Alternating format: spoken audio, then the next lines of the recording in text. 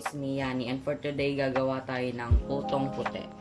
Ang mga ingredients na gagamitin natin ay sugar, baking powder, egg, water, all-purpose flour, evaporada, saka cheese. Yung mga measurements ay nasa description box below. First step ay paghalo-haloin natin yung mga dry ingredients. Lagay na natin yung 2 cups of flour.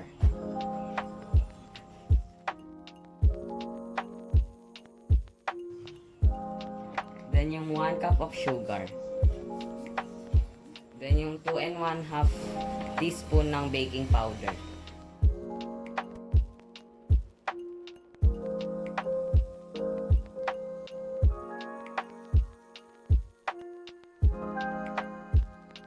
Then i-mix natin yung mga dry ingredients.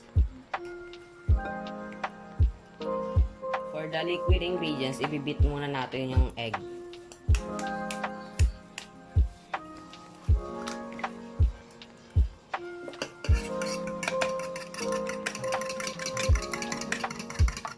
Then mag-add tayo ng 1 cup of milk. Pero kung gusto niya siya mas matamis, gawin niya siyang 2 cups.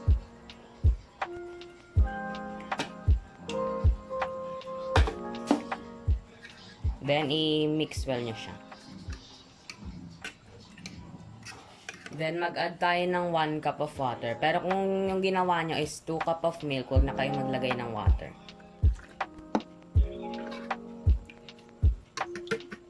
Ngayon, ihahalo na natin yung liquid ingredients sa dry ingredients.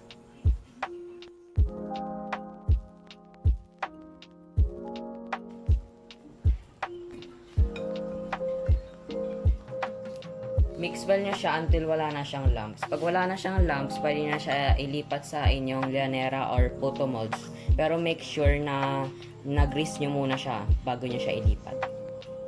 Pag ililipat nyo siya sa llanera, wag nyo siya masyadong ipuno dahil aalsa pa siya. Once na nalipat nyo na siya sa molds, pwede na natin siya i-steam. After 20 to 25 minutes sa steamer, luto na siya.